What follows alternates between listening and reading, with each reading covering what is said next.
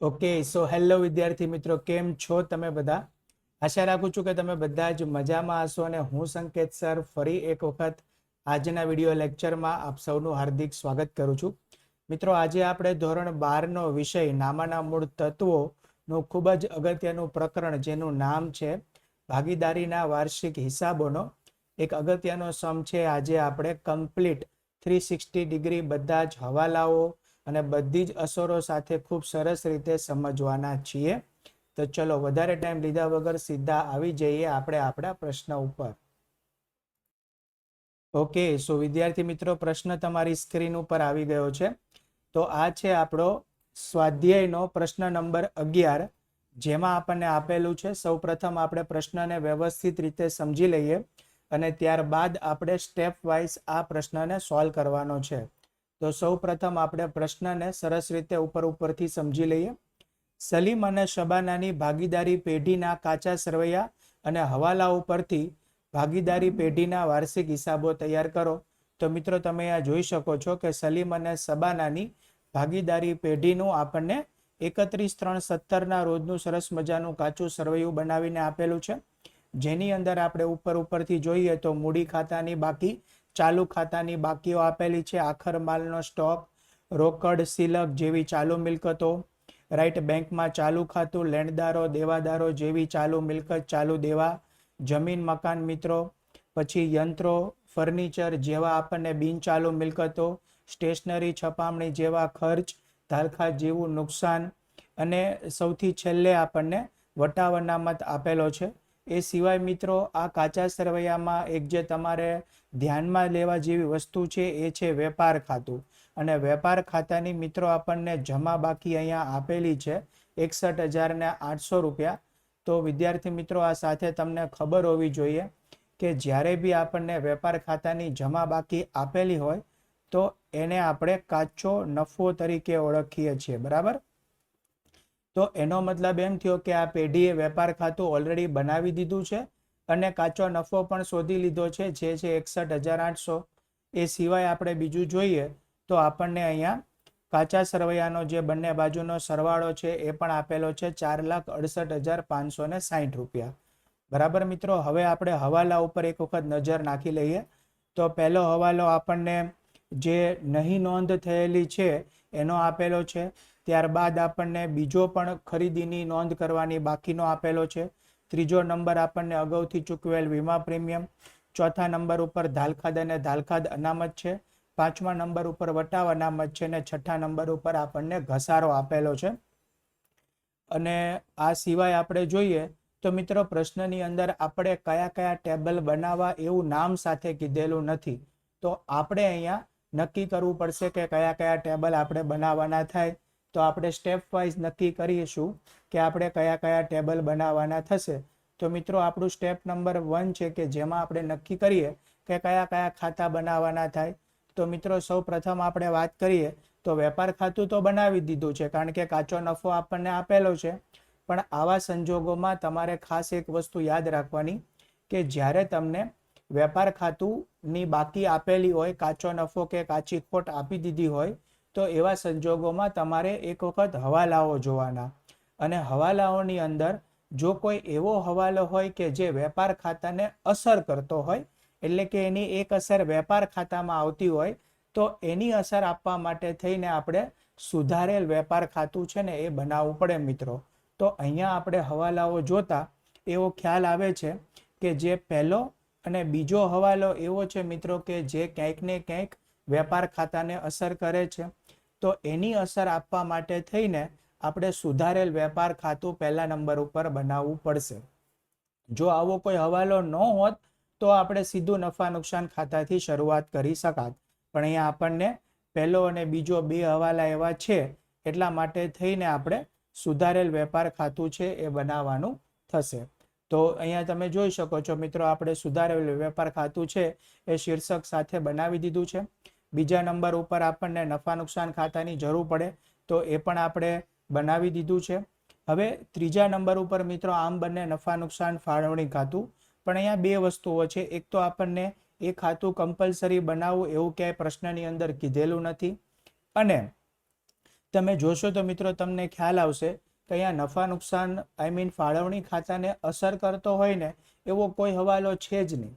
તમે યાદ કરો, આપણે નફા નુકસાન ફાળવણી ખાતામાં કઈ કઈ અસર આપીએ તો મૂડી પર વ્યાજ છે, પછી ઉપાડ પર વ્યાજ છે, પછી ભાગીદારોને કોઈ બોનસ કમિશન આપવાનું હોય તો એ છે, ચાલુ ખાતાની બાકીનું વ્યાજ હોય.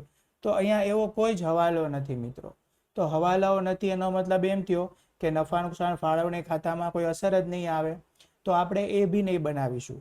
હવે તમારા મનમાં પ્રશ્ન થાય કે સર તો પછી આપણે વહેંચણી પાત્ર નફો કે વહેંચણી પાત્ર ખોટ કેવી રીતે શોધવાની? તો એના માટે મિત્રો આપણને જે નફા નુકસાન ખાતામાંથી જે ચોખ્ખો નફો કે ચોખ્ખી ખોટ મળે ને એને જ આપણે ભાગીદારો વચ્ચે વહેંચી દેશું, કારણ કે એ જ બની જશે વહેંચણી પાત્ર નફો કે વહેંચણી પાત્ર ખોટ. બરાબર છે? ઓકે, હવે આ થઈ ગયું આપણું બીજા નંબરનું ખાતું. હવે ત્રીજા નંબર ઉપર આપણને પ્રશ્નની અંદર ચાલુ ખાતાની બાકીઓ આપેલી છે. તો મિત્રો ચાલુ ખાતાની બાકી આપેલી હોય એટલે ફરજિયાત તમારે ચાલુ ખાતું તો બનાવવું જ પડે. તો આપણે અહીંયા ભાગીદારોના ચાલુ ખાતા પણ આ રીતે બનાવી લીધા સલીમ અને શબાના માટે. અને સૌથી છેલ્લા નંબર ઉપર જે જરૂરિયાત વાળી વસ્તુ છે એ છે આપણું પાકું સરવૈયું. તો મિત્રો પાકું સરવૈયું પણ આપણે બનાવી લીધું છે. અહીંયા ફોર્મેટમાં હું થોડો ચેન્જ કરી દઈશ, જે આપણી ઉધાર અને જમા પણ અહીંયા નહીં લખાશે મિત્રો, કારણ કે પાકું સરવૈયું છે ને એક પ્રકારનું પત્રક છે. તો પત્રક હોય ને એમાં કોઈ દિવસ ઉધાર જમા ન હોય, એક ખાતામાં ઉધાર અને જમા હોય. બરાબર છે? આ તો શું છે, ઉપરથી કોપી પેસ્ટ કરેલું હતું એટલે સાથે આવી ગયું, પણ આપણે એ વસ્તુનું ધ્યાન રાખવાનું. તો મારી જે ડાબી બાજુ થઈ જશે એ થઈ જશે મૂડી દેવા બાજુ, અને મિત્રો મારી જે જમણી બાજુ થશે એ થશે મિલકત અને લેણા બાજુ. બરાબર છે? તો આ સાથે આપણું પાકા સરવૈયાનું પત્રક પણ સરસ મજાનું તૈયાર થઈ ગયું છે. તો ચલો, તમે પણ વિદ્યાર્થી મિત્રો આ વિડીયોને પોઝ કરીને સૌથી પહેલા આપણે જે પ્રમાણે નક્કી કર્યું એ પ્રમાણે આ 4 ખાતા છે તમારા ક્લાસવર્કની અંદર ડ્રો કરી લો. પછી આપણે સરસ રીતે આપણે આખા પ્રશ્નને સોલ્વ કરવાનો છે. ઓકે, સો આ સાથે આપણું સ્ટેપ નંબર અહીંયા પૂરું થયું. સ્ટેપ નંબર 1માં આપણે નક્કી કર્યું કે આપણે કયા કયા ખાતા બનાવવાના. હવે મિત્રો આપણે જઈએ સ્ટેપ નંબર 2 ઉપર. તો સ્ટેપ નંબર 2માં વિદ્યાર્થી મિત્રો તમારી પાસે જે પણ ખાતાની શરૂની બાકી અવેલેબલ છે તો એ શરૂની બાકી આપણે એ ખાતાની અંદર લખી દેશું. જેમ કે મિત્રો અહીંયા આપણને આપેલું છે મૂડી ખાતાની બાકી સલીમ અને શબાનાની. પણ મિત્રો આ જ શરૂની બાકી છે આખરની બાકી થશે, કારણ કે અહીંયા જે વધારાની અસરો છે એ બધી ચાલુ ખાતામાં અપાશે, મૂડી ખાતામાં કોઈ અસર અપાશે નહીં. તો આ મૂડી ખાતાની જે શરૂની બાકી છે ને એ જ મિત્રો હું આખરની બાકી સમજી અને સીધું એને પાકા સરવૈયામાં મૂડી દેવા બાજુ લખી દઈશ. તો મિત્રો આપણે પાકા સરવૈયામાં આવી જઈએ. આ આપણું પાકું સરવૈયું છે, અને એની અંદર હું સૌથી પહેલા મૂડી દેવા બાજુ શીર્ષક આપી દઈશ, કારણ કે આપણે અહીંયા બાકી લખવાના છીએ મૂડી ખાતાની.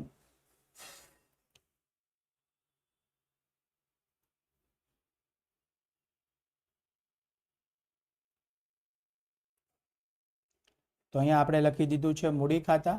હવે આપણે બંને ભાગીદારોના એની સાથે નામ લખી લઈએ. તો પહેલા ભાગીદારનું નામ છે મિત્રો સલીમ, જેની બાકી છે 1,60,000 રૂપિયા.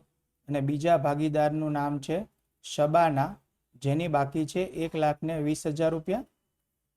મિત્રો બંનેનો જે સરવાળો આવશે એ આપણે બહારના ખાનામાં લઈ લેશું, જે આવશે 2,80,000 રૂપિયા. તો આ સાથે મિત્રો આપણે મૂડી ખાતાની શરૂની બાકી આપણે લખી દીધી છે. ચલો, ત્યારબાદ આપણે કાચા સરવૈયાની અંદર આપણને ચાલુ ખાતાની પણ બાકી આપેલી છે, તો એ પણ આપણે લખી દઈશું. સલીમની બાકી 40,000 છે અને શબાનાની મિત્રો ઉધાર બાકી છે 10,000. તો અહીંયા તમારે યાદ રાખવાનું કે જે ભાગીદારની જમા બાકી હોય એને જમા બાજુ લખવાનું, જે ભાગીદારની ઉધાર બાકી હોય એને આપણે ઉધાર બાજુ લખવાનું. તો સલીમની મિત્રો જમા બાકી છે, તો સલીમની હું જમા બાજુ લખીશ 40,000 રૂપિયા. તો આપણે ચાલુ ખાતામાં આવી ગયા. ત્યાં આપણે સૌથી પહેલા આ શરૂની બાકી કહેવાય એટલે તારીખ લખી દેશું 1/4/2016. બાકી આગળ લાવ્યા માટે લખાશે મિત્રો બાકી આગળ લાવ્યા, અને માત્ર સલીમના ખાતામાં આપણે લખવાના થશે 40,000. શબાનાની ઉધાર બાકી હતી, તો આપણે ઉધાર બાજુ તારીખ લખીશું 1/4/2016. ત્યાં પણ આ રીતે લખાશે, બાકી આગળ લાવ્યા અને શબાનાના કોલમમાં ₹10,000. તો આ સાથે મિત્રો આપણે સલીમ અને શબાનાની ચાલુ ખાતાની શરૂઆતની બાકી છે એ લખી દીધી. હવે એ સિવાય આપણને મિત્રો વેપાર ખાતાની બાકી આપેલી છે, જે છે 61,800. આ વેપાર ખાતાની બાકી છે ને એ સુધારેલ વેપાર ખાતાની શરૂની બાકી થાય, રાઈટ. તો એ માટે આપણે સુધારેલ વેપાર ખાતામાં જમા બાજુ લખાશે, કારણ કે આ કાચો નફો છે.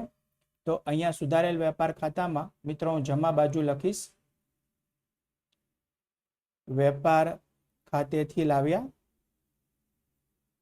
કાઉન્સમાં તમે લખી શકો કાચો નફો, અને રકમ સીધી બહારના ખાનામાં લઈ લેશું, જે છે 61,800 રૂપિયા.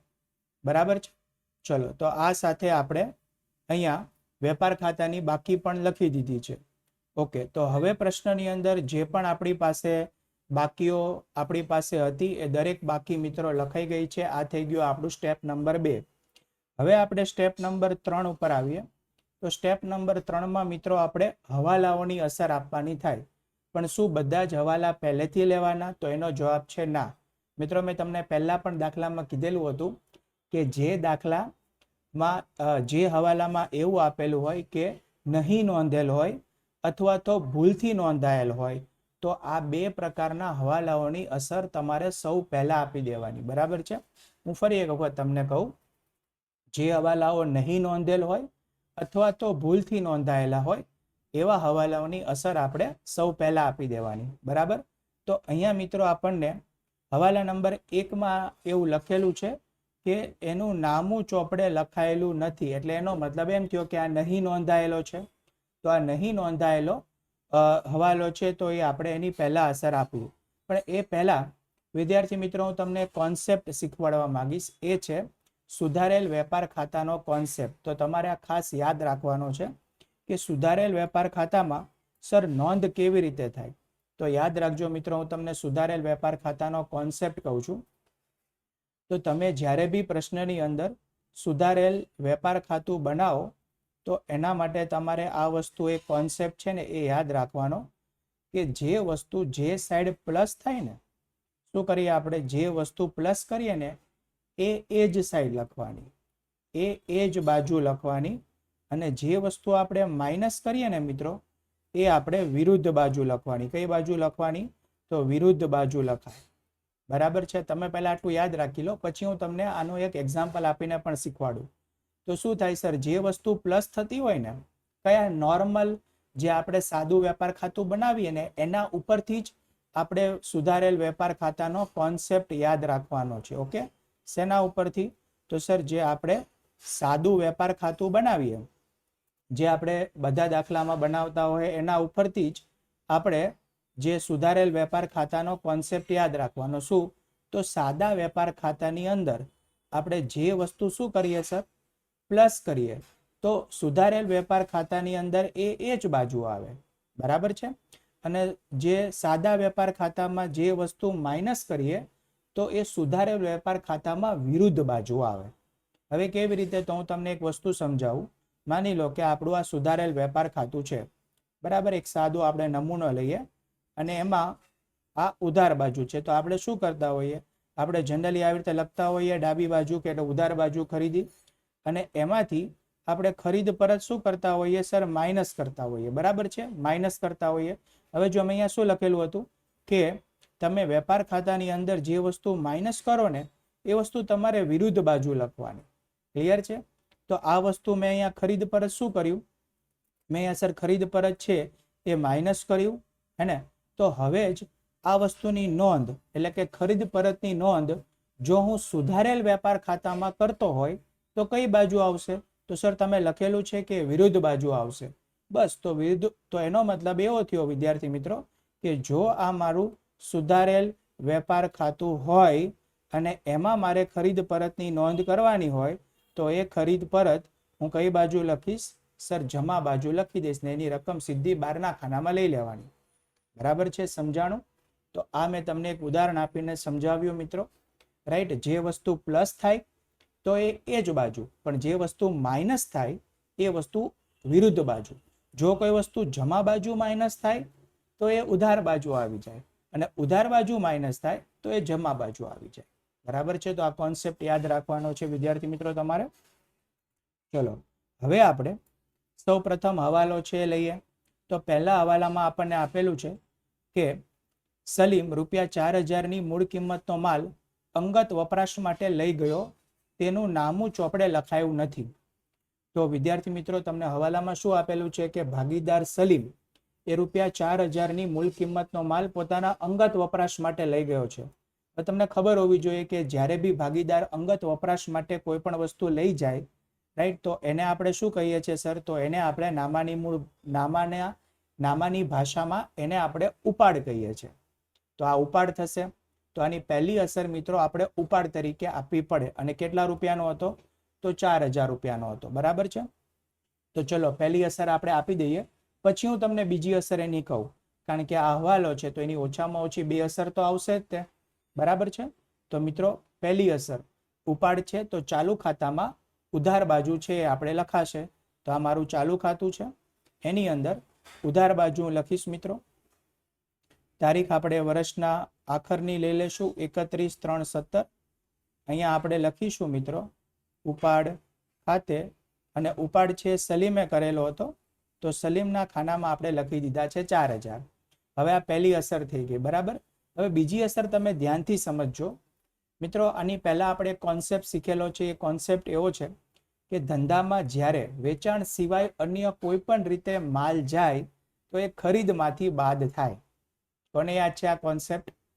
ધંધામાં વેચાણ સિવાય અન્ય કોઈ પણ રીતે માલ જાય તો એ ખરીદમાંથી બાદ થાય. તો અહીંયા પણ જે 4000ની કિંમતનો માલ સલીમ લઈ જાય છે એ આપણે ખરીદમાંથી બાદ કરવો પડે, રાઈટ. પણ વિદ્યાર્થી મિત્રો ખરીદમાંથી બાદ કરવો પડે એ ક્યાં? તો સર વેપાર ખાતામાં. પણ જો એ જ વસ્તુ આપણે સુધારેલ વેપાર ખાતામાં લખીએ તો મેં તમને કીધું હતું કે ખરીદીમાંથી બાદ થાય તો એને વસ્તુ આપણે કઈ બાજુ લઈ લેવાની? જમા બાજુ. તો હું જમા બાજુ લખીશ. તો આ વિદ્યાર્થી મિત્રો હું મારા સુધારેલ વેપાર ખાતામાં આવી ગયો છું, અને એમાં હું જમા બાજુ બહુ સરળતાથી નોંધ કરી દઈશ કે સલીમ છે એ અંગત વપરાશ માટે માલ લઈ ગયો. અહીંયા આપણે લખીશું મિત્રો અંગત વપરાશ માટે માલ લઈ ગયા. બરાબર. તો કેટલા રૂપિયાનો માલ લઈ ગયો હતો મિત્રો? તો 4000 રૂપિયાનો. સમજાઈ ગયું બધાને? તો આ આપણા હવાલાની પહેલી અસર થઈ ગઈ. ચલો હવે હજી આપણે એવા જ હવાલા લેવાના છે કે જે નહીં નોંધેલ હોય અથવા તો ભૂલથી નોંધેલ હોય. તો એવો વિદ્યાર્થી મિત્રો મારી પાસે બીજા નંબરનો હવાલો છે, કારણ કે એમાં આપેલું છે નોંધવાનો રહી ગયો હતો, એટલે આ નહીં નોંધેલ હવાલો છે. બરાબર. હિસાબી વર્ષના અંતે 8000ની કિંમતનો માલ ખરીદ્યો હતો, પરંતુ ચોપડે નોંધવાનો રહી ગયો છે. મિત્રો આ છે આપણી ખરીદી.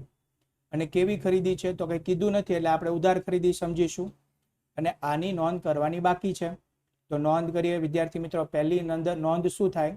તો વેપાર ખાતામાં ઉધાર બાજુ ખરીદીમાં પ્લસ થઈ જાય. પણ મિત્રો આપણી પાસે સુધારેલ વેપાર ખાતું છે, અને સુધારેલ વેપાર ખાતાનો કોન્સેપ્ટ મેં તમને અત્યારે જ કીધો કે સર જે વસ્તુ પ્લસ થતી હોય ને એ જ બાજુ લખવાની.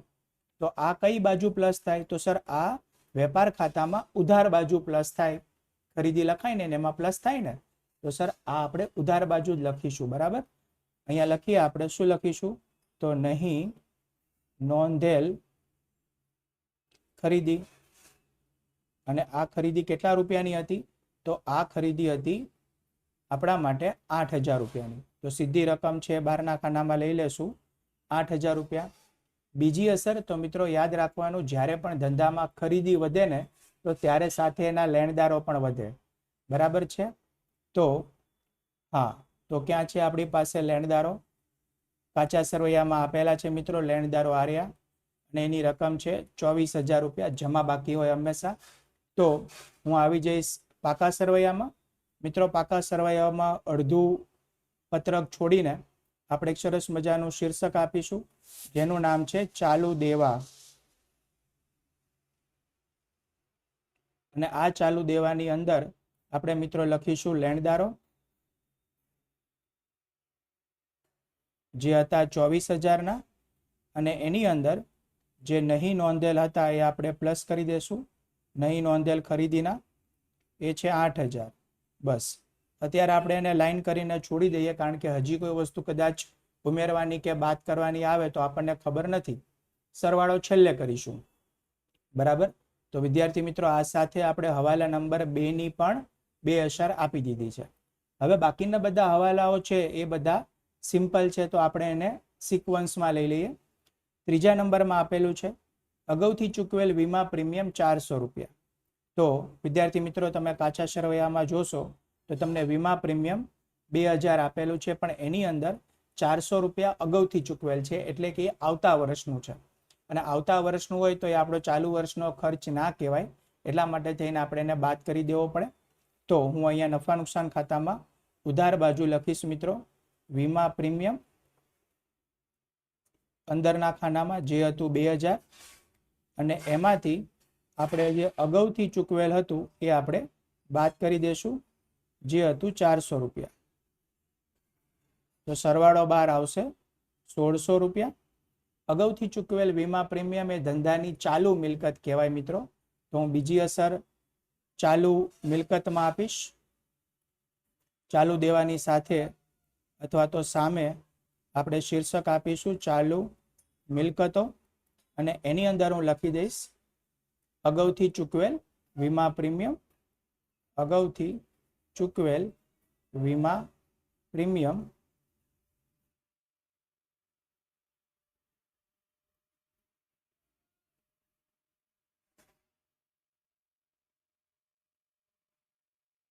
સીધું બહારના ખાનામાં લઈ લેશું 400 રૂપિયા. તો આ સાથે વિદ્યાર્થી મિત્રો આપણે જે આપણો હવાલા નંબર 3 હતો એની પણ અસર આપી દીધી છે. હવે 4 નંબર, દેવાદારોમાંથી 800 રૂપિયાનું લેણું હવે વસૂલ થઈ શકે તેમ નથી. મિત્રો, તમને ખ્યાલ છે કે જ્યારે પણ આપણને દેવાદારો પાસેથી પૈસા ન મળે તો એ આપણા માટે ધાલખાદ કહેવાય. બરાબર ને?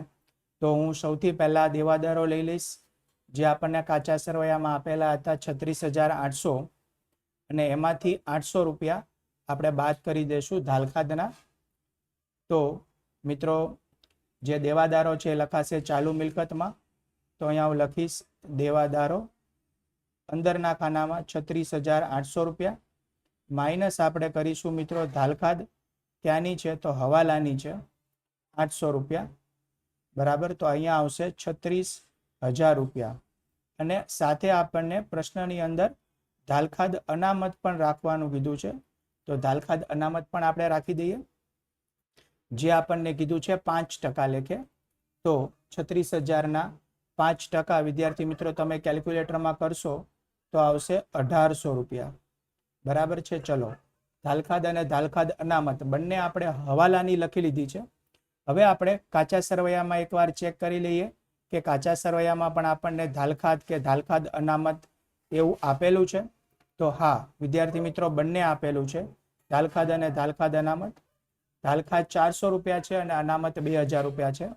તો આના માટે થઈને જે આપણે સરસ મજાનું ધાલખાદનું પત્રક બનાવીએ છીએ એ બનાવી દઈએ. નફા નુકસાન ખાતામાં ઉધાર બાજુ સૌથી પહેલા લખાશે મિત્રો ધાલખાદ હવાલાની, એની અંદર પ્લસ થશે. ઓકે, સૌથી પહેલા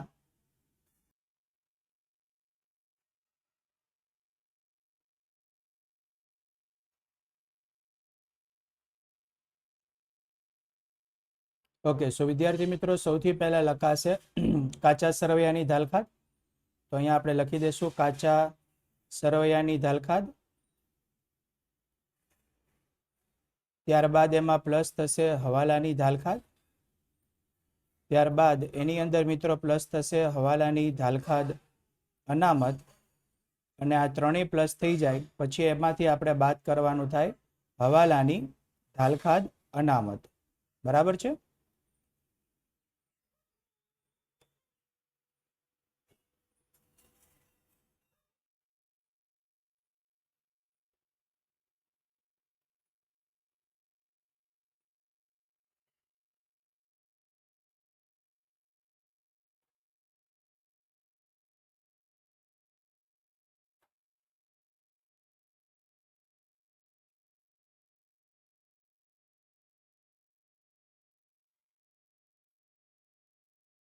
કાચા સરવૈયાની દાલખાદ અનામત આપણે સૌથી છેલ્લે બાદ કરવાનું થશે. તો આ રીતે મિત્રો આપણે એક સરસ મજાનું ટેબલ છે બનાવી દેવાનું. હવે આપણે આની અંદર જે આપણી પાસે રકમો છે એ લખી દઈએ. તો હવાલાની અંદર મિત્રો આપણને જે રકમ આપેલી હતી એ સૌથી પહેલા એ આપણે જોઈ લઈએ. તો હવાલાની અંદર આપણી પાસે હતા દાલખાદ 800 રૂપિયા અને દાલખાદ અનામત 1800 રૂપિયા. દાલખાદ હતી 800 રૂપિયા અને દાલખાદ અનામત હતી મિત્રો 1800 રૂપિયા. હવે કાચા સરવૈયામાંથી પણ બંને લઈ લઈએ. તો કાચા સરવૈયાની દાલખાદ છે 400 રૂપિયા. કાચા સરવૈયાની દાલખાદ 400 રૂપિયા અને કાચા સરવૈયાની દાલખાદ અનામત છે 2000 રૂપિયા. હવે મિત્રો આપણે આ બધાનો સરવાળો કરી દઈએ. તો 800 ને 400 1200 ને બીજા 1800 એટલે થશે અહીંયા 3000 અને 3000 માંથી 2000 બાદ કરીએ એટલે 12ના ખાનાની અંદર મિત્રો રકમ આવશે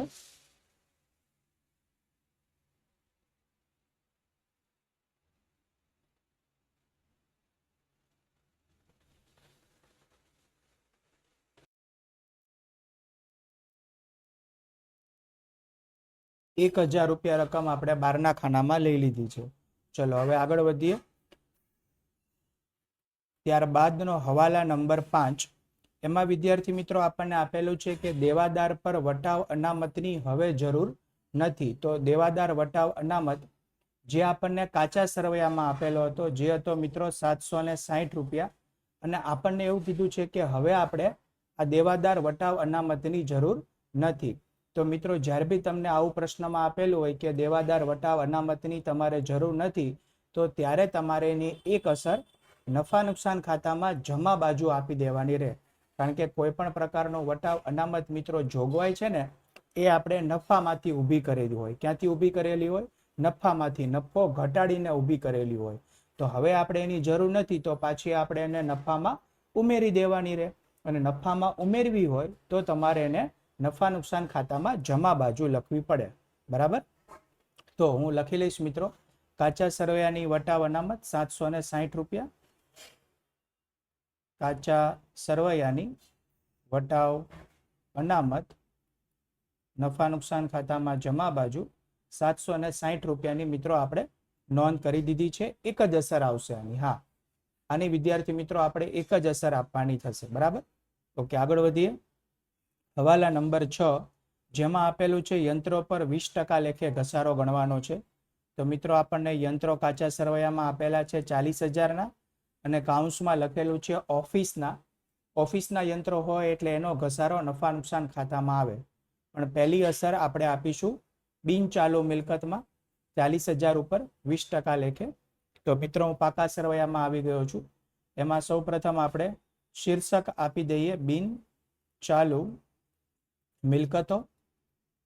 આ બિનચાલુ મિલકતોમાં હું લખીશ અહીંયા આપણી પાસે જે મિલકત છે એનું નામ છે ફર્નિચર અને આ ફર્નિચરની અંદર આપણે રકમ લખીશું 40,000 રૂપિયા. ઘસારો એમાંથી બાદ થઈ જશે તો ઘસારાનો દર હતો 20%. તો 40,000ના 20% આવશે 8,000 રૂપિયા. તો 12ના ખાનામાં રકમ આવશે 32,000 રૂપિયા. મિત્રો આ ઘસારાની આપણે બીજી અસર આપી દઈએ નફા નુકસાન ખાતામાં ઉધાર બાજુ. તો અહીંયા મારી પાસે નફા નુકસાન ખાતું છે એમાં ઉધાર બાજુ હું શીર્ષક આપીશ ઘસારો અને એમાં સૌ પ્રથમ મિત્રો હું ફર્નિચરનો ઘસારો લખીશ.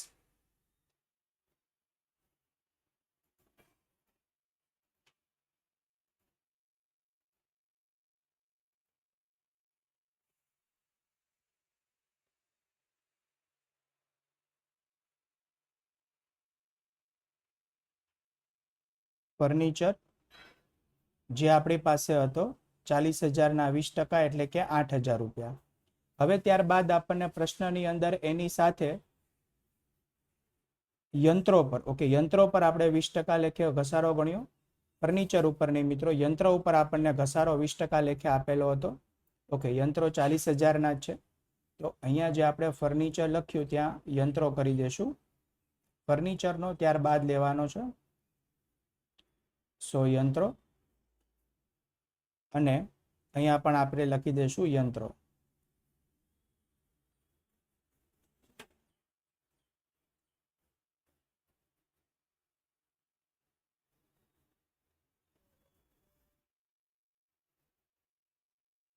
ચલો હવે ત્યારબાદ ફર્નિચર ઉપર આપણને પ્રશ્નની અંદર ઘસારાનો દર આપેલો છે 5%.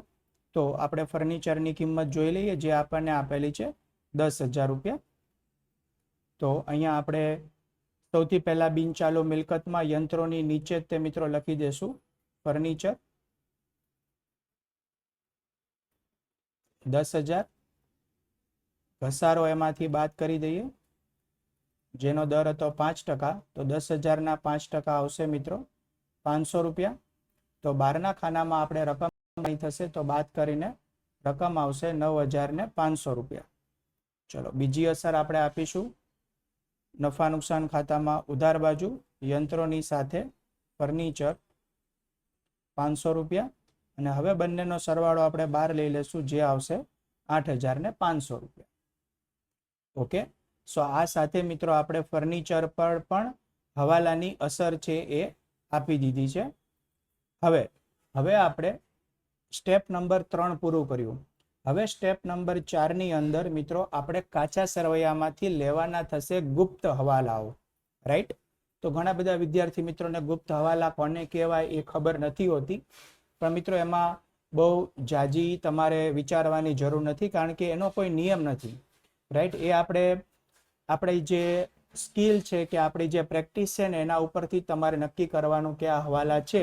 પણ આ એક છે કે જેમાં આપણને જે વસ્તુની સાથે આપણને કાઉન્સમાં કંઈક માહિતી આપેલી હોય ને તો એ મોટા ભાગે એ છુપા હવાલા હોય, ગુપ્ત હવાલા હોય. બરાબર છે.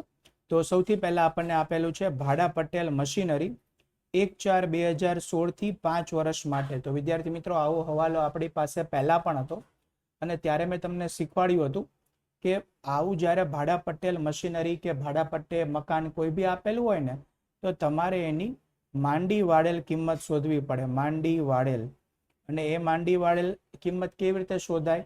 તો જે તમે તો સૌથી પહેલા ભાડા પટ્ટે મશીનરી કે જે બી મિલકત લીધેલી છે એની કિંમત તમારે સૌથી પહેલા ઉપર લેવાની અંશમાં અને છેદમાં તમારે લેવાના બાકીના વર્ષો. શું લેવાનું? બાકીના વર્ષો. તો આપણી પાસે ભાડા પટેલ મશીનરીની કિંમત હતી 60,000 અને બાકીના વર્ષો કેટલા થશે? તો તમે એ મશીનરી લીધું હતું 1/4/2016 થી.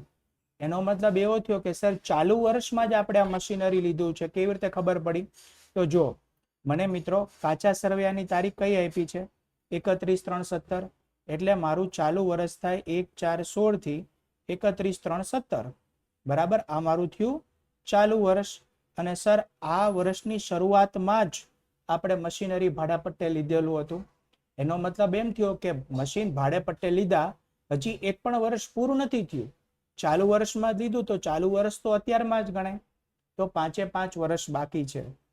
બાકીના વર્ષો કેટલા આવશે મિત્રો? 5. તો મારે 12,000 રૂપિયા એની કિંમત છે એ માંડી દેવી પડે. 60,000 ભાગ્યા 12. રાઈટ, તો ચલો આપણે આની અસર આપીએ.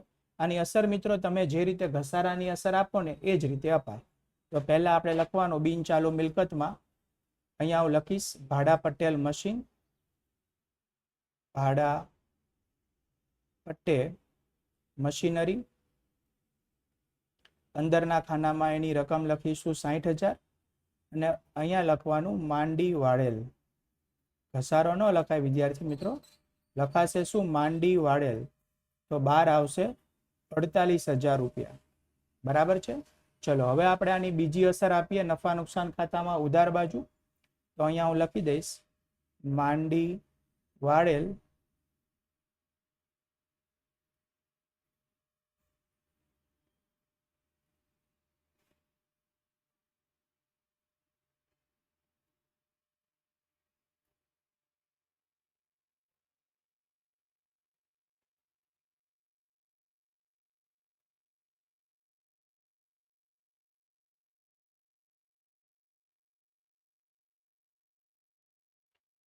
ભાડા પટ્ટાનું મશીન, ભાડા પટ્ટાનું મશીન. અને મિત્રો આપણે જે માંડી વાળ્યું એની કિંમત હતી 12,000 રૂપિયા. સીધી 12ના ખાનામાં લઈ લેવાની.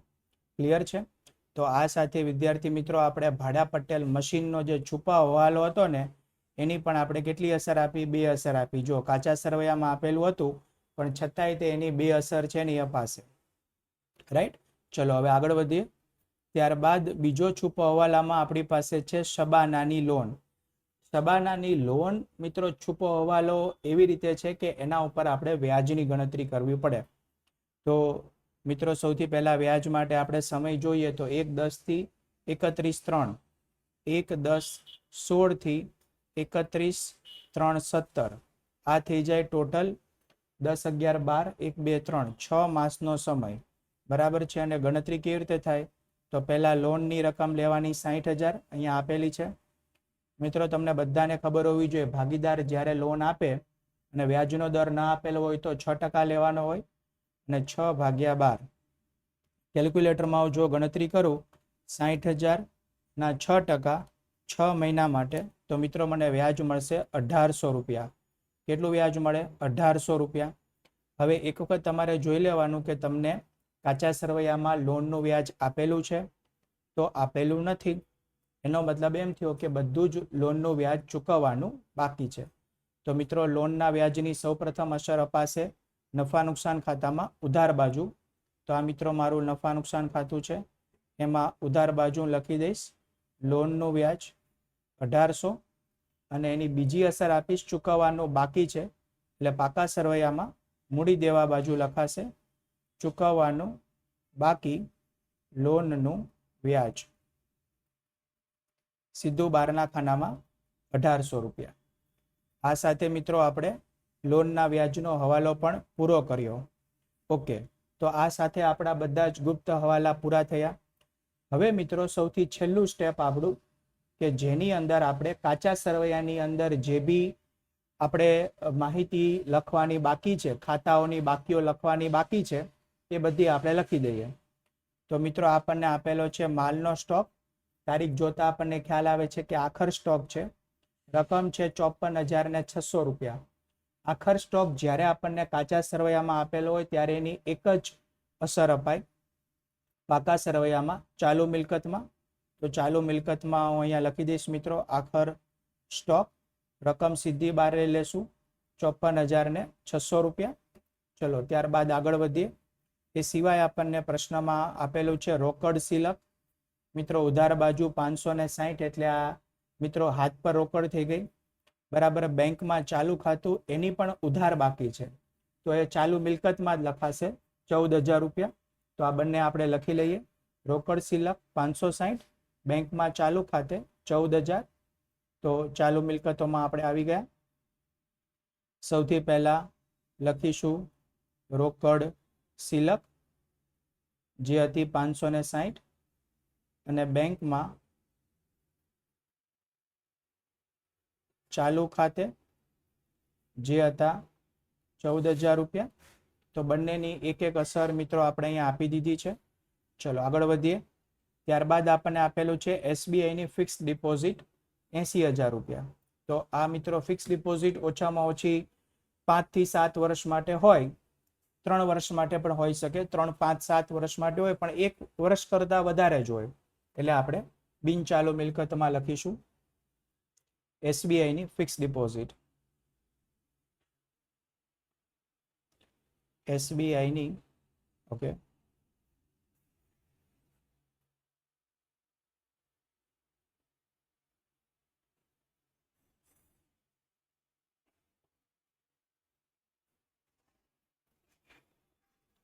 ફિક્સ ડિપોઝિટ રકમ છે 80,000, સીધા બારના ખાનામાં આપણે લઈ લીધા છે.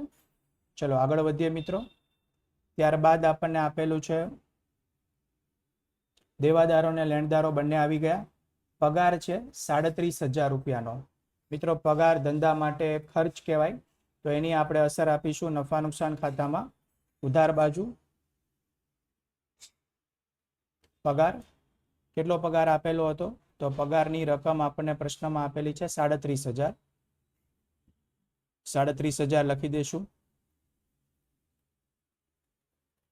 અહીંયા લખાઈ ગયા છે. ઓકે, સો પગાર પછી આપણે આગળ વધીએ. પગાર પછી આપણને પ્રશ્નની અંદર આપેલું છે જમીન અને મકાન. જેની કિંમત છે 1,20,000 રૂપિયા. તો મિત્રો જમીન અને મકાન ધંધા માટે બિનચાલુ મિલકત છે, તો આપણે બિનચાલુ મિલકતમાં લખી દઈશું બિનચાલુ મિલકત. અહીંયા ત્યાં આપણે લખી દઈએ જમીન અને મકાન. રકમ આવશે 1,20,000.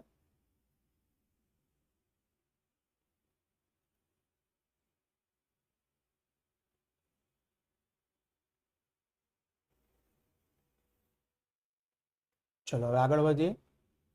જમીન મકાન બાદ પ્રશ્નમાં આપણને આપેલું છે યંત્રો, ફર્નિચર, વીમા પ્રીમિયમ બધાની નોંધ થઈ ગઈ મિત્રો. સ્ટેશનરી અને છપામણી 1,200 રૂપિયા. તો એ આપણે લખી દઈશું નફા નુકસાન ખાતામાં ઉધાર બાજુ, કારણ કે એ ધંધા માટે ખર્ચ છે. તો અહીંયા લખી દઈશું મિત્રો સ્ટેશનરી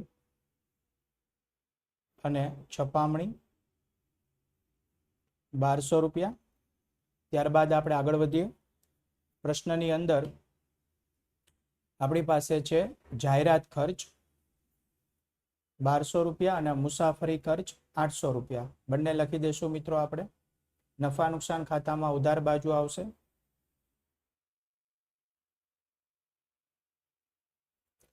જાહેરાત ખર્ચ 1,200 રૂપિયા અને એ સિવાય આપેલું છે મુસાફરી ખર્ચ 800 રૂપિયા. બંનેની નોંધ થઈ ગઈ છે. આગળ વધીએ. મિત્રો આપણે શબાનાની લોનની જે નોંધ છે આપવાની બાકી છે, આપણે પહેલા લખ્યું હતું એ લોન પર વ્યાજ હતું. તો હવે શબાનાની લોન પણ લખી લઈએ 60,000 રૂપિયા, જે આવશે મૂડી દેવા બાજુ. તો મૂડી દેવા બાજુ મિત્રો આપણે અહીંયા એક શીર્ષક આપીશું જેનું નામ થશે બિન ચાલુ દેવા, અને આ બિન ચાલુ દેવામાં લખાશે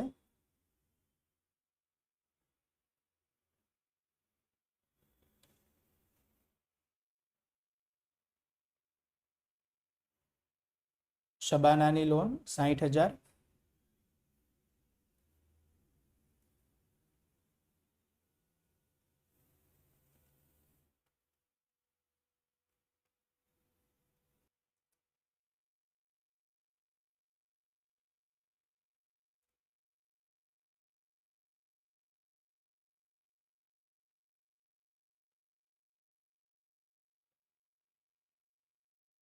ઓકે, સો વિદ્યાર્થી મિત્રો આ સાથે આપણે કાચા સરવૈયાની અંદર આપણને જે પણ માહિતીની નોંધ કરવાની બાકી હતી બધાની જ નોંધ થઈ ગઈ. વટાવ અનામત પણ આપણે પહેલા લઈ લીધું હતું 760 રૂપિયા. તો હવે 6 નંબરના સ્ટેપમાં આપણે આટલી વસ્તુ કમ્પ્લીટ કરી. હવે 7મા નંબરનું જે સ્ટેપ છે મિત્રો એની અંદર આપણે એક પછી એક બધા જ ખાતાને બંધ કરવાના છે અને એની આપણે બંધ બાકી છે એટલે કે આખર બાકી છે એ શોધવાની છે. તો ચલો હવે આપણે દરેકે દરેક બંધ ખાતાને બંધ કરવાની પ્રક્રિયા છે સ્ટાર્ટ કરી દઈએ. તો સૌથી પહેલા મારી પાસે હતું સુધારેલ વેપાર ખાતું, એને મિત્રો આપણે બંધ કરીશું.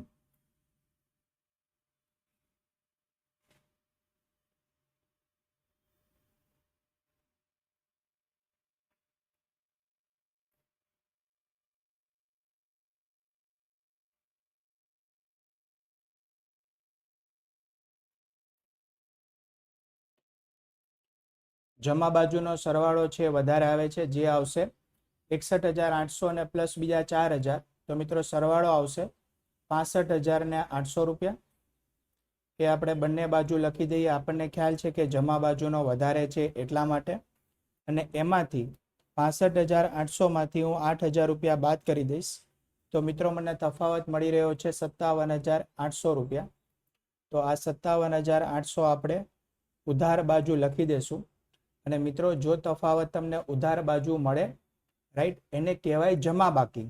એનું પહેલું નામ છે જમા બાકી, સુધારેલ વેપાર ખાતાની જમા બાકી. અને એનું બીજું નામ છે મિત્રો સુધારેલો કાચો નફો. રાઈટ, તો અહીંયા શું લખાશે આપણે? સુધારેલો કાચો નફો. અને આ જે સુધારેલો કાચો નફો આપણને મળે એ આપણે નફા નુકસાન ખાતામાં લઈ જશું જમા બાજુ. તો આપણું આ નફા નુકસાન ખાતું છે મિત્રો. એમાં હું જમા બાજુ સૌપ્રથમ અહીંયા લખી દઈશ સુધારેલો કાચો નફો.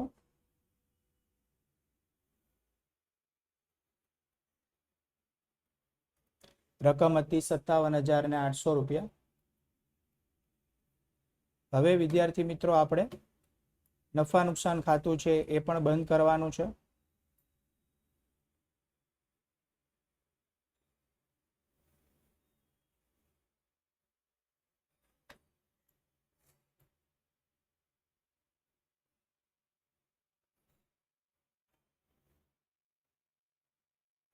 ઓકે, સો નફા નુકસાન ખાતું બંધ કરવા માટે થઈને મિત્રો આપણને ખ્યાલ નથી કે કઈ બાજુનો સરવાળો વધારે આવશે. તો આપણે એક કામ કરીશું, સૌ પ્રથમ બંને બાજુનો જે સરવાળો આવે એ જોઈ લઈએ અને જે સરવાળો વધારે હોય એ બંને સાઈડ લખીએ. તો જમા બાજુનો હું સરવાળો કરું મિત્રો, એ આવે છે 58,560. તો એ આપણે અહીંયા સાઈડમાં લખી દઈશું, જમા બાજુનો સરવાળો 58,560. હવે આપણે ઉધાર બાજુનો સરવાળો કરી દઈએ. 1600 પ્લસ બીજા 1800 પ્લસ 37,000, 1,000, 8,500, 12,000, 1200, બીજી વખત 1200 અને 800 રૂપિયા. તો મિત્રો અહીંયા ઉધાર બાજુનો જે સરવાળો છે એ આવી રહ્યો છે 65,100 રૂપિયા. તો બંનેને કમ્પેર કરતા ખ્યાલ આવે છે કે ઉધાર બાજુનો સરવાળો વધારે છે. તો જે સરવાળો વધારે હોય એ જ બંને બાજુ લખાય. તો ઉધાર બાજુનો સરવાળો જે 65,100 છે એ આપણે બંને બાજુ લખી દઈએ અને હવે એમાંથી જમા બાજુનો સરવાળો હું બાદ કરી દઈશ, 58,560. તો મિત્રો 6,540 રૂપિયા મને અહીંયા તફાવતના મળશે. તો એ આપણે અહીંયા લખી દીધા છે, 6,540 રૂપિયા. હવે વિદ્યાર્થી મિત્રો તમને ખ્યાલ હોય તો આપણે પ્રશ્નની શરૂઆતમાં જોયું હતું કે આમાં આપણે નફા નુકસાન ફાળવણી ખાતું બનાવેલું નથી. તો જે આપણો ચોખ્ખો આપણને જે આ બાજુ મળ્યો ને એ ચોખ્ખી ખોટ મળી. તો જે આપણી ચોખ્ખી ખોટ છે એ જ આપણી વહેંચણી પાત્ર ખોટ થઈ જશે અને એ મારે બંને ભાગીદારો વચ્ચે વહેંચી દેવી પડશે. તો હું બંને ભાગીદારો વચ્ચે અહીંયા પહેલા વહેંચી દઈશ, સલીમ અને શબાના વચ્ચે. અને પ્રશ્નમાં મને શું બંને ભાગીદારોનો કઈ આપણને વહેંચણી પાત્ર નફાનું પ્રમાણ શું છે એવું કંઈ આપેલું હતું? તો મિત્રો આપણને પ્રશ્નમાં ક્યાંય પ્રમાણ આપેલું નથી, તો સરખા પ્રમાણમાં વહેંચી દેવાનું. તો હું ભાગ્યા 2 કરી દઈશ એટલે મને બંને ભાગીદારોનો મળશે 3,270, 3,270 રૂપિયા, રાઈટ. અને મિત્રો બંને આપણે નામ કહી શકાય, ચોખ્ખી ખોટ પણ કહી શકાય અને વહેંચણી પાત્ર ખોટ પણ કહી શકાય. તો અહીંયા હું લખી દઈશ ડાયરેક્ટ વહેંચણી પાત્ર ખોટ, કારણ કે આપણે ભાગીદારો વચ્ચે વહેંચી દીધું છે એને. વહેંચણી પાત્ર ખોટ અને કૌંસમાં મિત્રો આપણે ચોખ્ખી ખોટ પણ લખી દઈશું, બંને એક જ છે એટલા માટે, રાઈટ. હવે આપણે એને લઈ જઈએ, આ જે વહેંચણી પાત્ર ખોટ આવી એ મિત્રો લખાય ચાલુ ખાતામાં ઉધાર બાજુ. તો ઉધાર બાજુ આપણે આવી ગયા, ત્યાં આપણે લખીશું વહેંચણી પાત્ર ખોટ.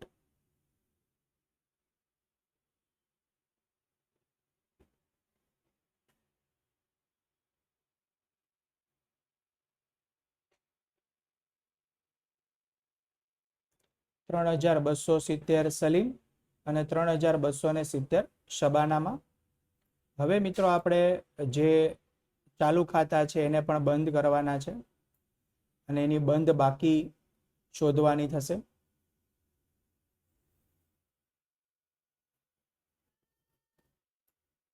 જરૂરી લાઈન છે આપણે બનાવી લેવાની.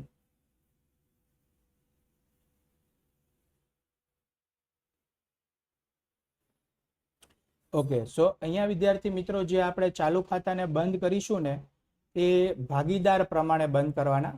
એટલે પહેલા ભાગીદાર 1નું અને પછી ભાગીદાર 2નું. તો મિત્રો હું સૌથી પહેલા જો સલીમનું જોઉં તો મને અહીંયા ચોખ્ખું દેખાઈ રહ્યું છે કે સલીમનો જમા બાજુનો સરવાળો વધારે જ આવશે, 40,000 રૂપિયા છે એટલે. તો એ સરવાળો હું પહેલા બંને બાજુ લખી દઈશ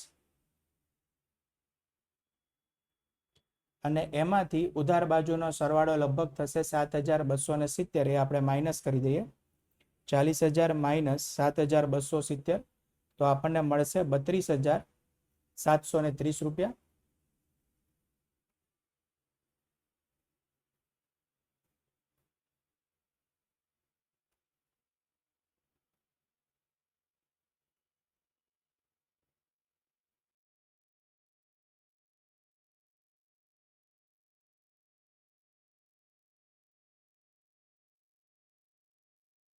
32,730 રૂપિયા આપણે લખી દીધા છે. એની સામે લખાશે મિત્રો આ આખર બાકી છે, એટલા માટે લખાય બાકી આગળ લઈ ગયા અને તારીખ આવશે 31/3/2017. રાઈટ. હવે આપણે શબાના માટે બાકી શોધીશું, પણ મિત્રો શબાનાનો ઉધાર બાજુનો સરવાળો જ વધારે આવશે, કારણ કે જમા બાજુ કોઈ રકમ જ નથી. તો એનું આવશે મિત્રો 13,270 રૂપિયા. 13,270 રૂપિયા. અને તફાવત શોધીએ તો એ પણ આવશે 13,270 રૂપિયા. તારીખમાં લખાશે 31/3/17 અને અહીંયા પણ લખાશે મિત્રો બાકી આગળ લઈ ગયા. હવે વિદ્યાર્થી મિત્રો આપણને જે ચાલુ ખાતાની બાકી મળી છે એને આપણે લઈ જવાની થાય પાકા સરવૈયામાં. પણ તમારે ધ્યાન રાખવાનું, જે મિત્રો આપણને સલીમની બાકી મળી, રાઈટ, આ જે બાકી છે સલીમની 32,730 રૂપિયા, એ જમા બાકી છે, તો એ જશે પાકા સરવૈયાની અંદર મૂડી દેવા બાજુ. તો સૌથી પહેલા હું મૂડી દેવા બાજુ અહીંયા લખી દઈશ ચાલુ ખાતા, અને એમાં પછી ભાગીદારનું નામ આપણે લખીશું જે છે સલીમ, અને એની બાકી મિત્રો ડાયરેક્ટ બહારના ખાનામાં લઈ લેશું 32,730 રૂપિયા. હવે ત્યારબાદ આપણે જઈએ ચાલુ ખાતામાં અને શબાનાની બાકી જોઈએ મિત્રો, તો શબાનાની બાકી 13,270 આ ઉધાર બાકી છે, તો આ લખાશે પાકા સરવૈયામાં મિલકત લેણા બાજુ. તો મિલકત લેણા બાજુ આપણે આવી જઈએ અને ત્યાં હું સૌથી છેલ્લી લાઈનમાં શીર્ષક આપી દઈશ ચાલુ ખાતા. ત્યાં આપણે લખીશું ભાગીદારનું નામ શબાના અને બહારના ખાનામાં લઈ લેશું 13,270 રૂપિયા. તો આ સાથે વિદ્યાર્થી મિત્રો આપણે બંને ભાગીદારોની જે ચાલુ ખાતાની બાકી હતી એ લખી દીધી છે. હવે આપણે જે પાકું સરવૈયું છે એને બંધ કરવાનું છે, અને એમાં ખ્યાલ છે વિદ્યાર્થી મિત્રો તમને કે બંને બાજુનો સરવાળો સરખો થવો જોઈએ, અને એ સિવાય આપણે જે બી રકમ હજી અંદરના ખાનામાં છે તો એનો સરવાળો પણ બહાર લઈ લેશું. તો સૌથી પહેલા હું જો મૂડી દેવા બાજુ જોઉં તો લેણદારો મારે બહાર લેવાના બાકી છે, તો એ લઈ લઈશ, જે આવશે 24 ને 8 32,000. અને મિલકત લેણા બાજુ મિત્રો જોઈએ તો આપણે દેવાદારોની રકમ બહાર લેવાની બાકી છે, તો 36,000 - 1,800 એટલે એ આવશે 34,200 રૂપિયા. હવે મિત્રો સરવાળા બધા બહાર આવી ગયા છે, તો સૌથી પહેલા આપણે મૂડી દેવા બાજુનો સરવાળો કરી દઈએ. તો 2,80,000 પ્લસ 32,730 પ્લસ 60,000 પ્લસ 32,000 અને પ્લસ બીજા 1,800 રૂપિયા. તો સરવાળો આવી રહ્યો છે મિત્રો 4,06,530 રૂપિયા. તો એ સૌ પ્રથમ હું લખી દઈશ મૂડી દેવા બાજુ 4,06,530. હવે આપણે જોઈએ મિલકત લેણા બાજુ, તો 32,000 પ્લસ 9,500 પ્લસ બીજા 48,000 પ્લસ 80,000 પ્લસ 1,20,000 પ્લસ 400 રૂપિયા પ્લસ 34,200 પ્લસ 54,600 પ્લસ 560 પ્લસ 14,000 અને પ્લસ 13,270 રૂપિયા. તો આ સાથે મિત્રો મારો જે મિલકત લેણા બાજુનો સરવાળો પણ કેલ્ક્યુલેટરની અંદર 4,06,530 રૂપિયા આવી ગયો છે. તો એનો મતલબ એમ થાય છે મિત્રો મારું પાકું સરવૈયું બંને બાજુ મળી ગયું છે. રાઈટ મિત્રો, પાકું સરવૈયાનો સરવાળો બંને બાજુ આવી જવો એ તમને 100% એવું ક્યારેય નથી કહેતું કે તમારો દાખલો સાચો જ હશે. સિમ્પલ કારણ છે, કારણ કે અહીંયા મારું પાકું સરવૈયું બંને બાજુ ખોટી રકમથી પણ મળી શકે, અને એવું બની શકે કે બંને બાજુ મારું પાકું સરવૈયું છે એ 4,05,000 થી પણ મળી જાય, પણ એ દાખલો મારો સાચો કહેવાય નહીં. પણ હા, એક તમને અહીંયા હિન્ટ મળી જાય, જો તમે બધી અસરો સાચી આપેલી હોય અને ત્યારબાદ તમારો પાકું સરવૈયું પણ મળી જાય છે, તો તમને મિત્રો એવો ભરોસો બેસી શકે કે તમારો દાખલો સાચો હોવાની શક્યતાઓ વધી જાય છે. બરાબર. તો મિત્રો અહીંયા આપણે આપણા સ્વાધ્યાયનો બહુ સરસ મજાનો પ્રશ્ન નંબર 11 હતો, સલીમ અને શબાના. રાઈટ, આપણને ખૂબ સરસ 6 હવાલાઓ આપેલા હતા, તેમજ આ પ્રશ્નનો એક બહુ સરસ મજાનો કોન્સેપ્ટ હતો, જે કોન્સેપ્ટનું નામ હતું સુધારેલ વેપાર ખાતું. રાઈટ, અપેક્ષા રાખું છું મિત્રો કે તમને સરસ રીતે સમજાઈ ગયું હશે. આના જેવા બીજા દાખલા તમારી સામે આવે તો જો કોન્સેપ્ટ ક્લિયર હોય ને તો તમે એની સરસ રીતે અસરો છે બધી આપી શકો. રાઈટ, તમારા બોર્ડના પ્રશ્નપત્રમાં આ દાખલો વિભાગ F માં 11 માર્કનો અને એ પણ ફરજિયાત આવવાનો છે મિત્રો, કોઈ ઓપ્શન નથી. અને દાખલો તમે જોઈ શકો છો કે કેટલા લાંબા થાય છે. તો જ્યારે આપણે આમાં જબરજસ્ત પ્રેક્ટિસ કરેલી હોય ને તો જ આપણાથી આ વસ્તુ પોસિબલ બને કે આપણે પૂરા માર્ક મેળવી શકીએ. રાઈટ, તો દોસ્તો અહીંયા મને રજા આપશો. જલ્દીથી મળીશું આપણે નવા લેક્ચરમાં, નવા ટોપિક સાથે, નવા પ્રશ્ન સાથે. મીનવાઇલ તમારી શું જરૂરિયાત છે, તમે શેની પ્રેક્ટિસ કરવા માંગો છો, આની અંદર તમારા કોઈ સવાલ છે, કોઈ પ્રશ્ન છે તો ડેફિનેટલી મને કમેન્ટ બોક્સમાં તમે પૂછી શકો છો, તમને જવાબ આપીશ. Thank you all of you.